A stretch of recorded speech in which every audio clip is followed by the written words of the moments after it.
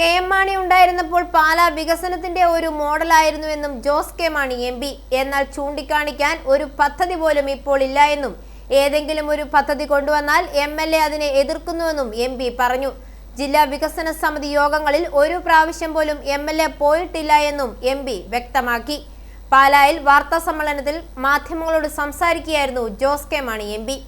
ഈ വരാൻ പോകുന്ന തെരഞ്ഞെടുപ്പിൽ ജനങ്ങളും വികസന വിരോധികളും തമ്മിലുള്ള ഒരു ചിത്രമാണ് തെളിയാൻ പോകുന്നത്. ജനങ്ങളും വികസന വിരോധികളുമായിട്ടുള്ള ഒരു ചിത്രമാണ്, ഒരു മത്സരം തന്നെയായിരിക്കും.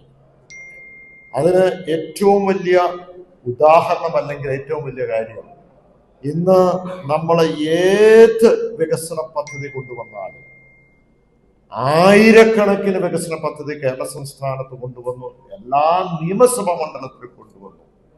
പക്ഷെ അതെല്ലാം രാഷ്ട്രീയത്തിന്റെ പേരിൽ ഇന്ന് UDFും BJPയും അതിനെ എതിർക്കുകയാണ്.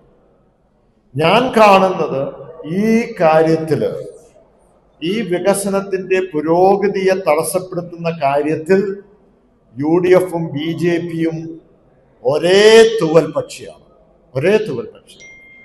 അത് യാതൊരു സംശയമില്ല.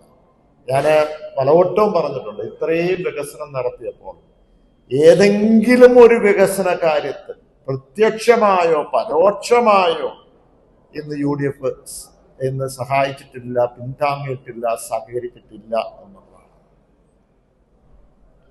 ഇന്ന് സംസ്ഥാനത്തിന്റെ അർഹതപ്പെട്ടതും അതിന് രാഷ്ട്രീയമായി ആണ്, വിരോധത്തിന്റെ പേരിലാണ് അതിനെ തകർക്കുന്നത്. അത് BJP ആണെങ്കിലും അത് തന്നെയാണ് ചെയ്യുന്നത്.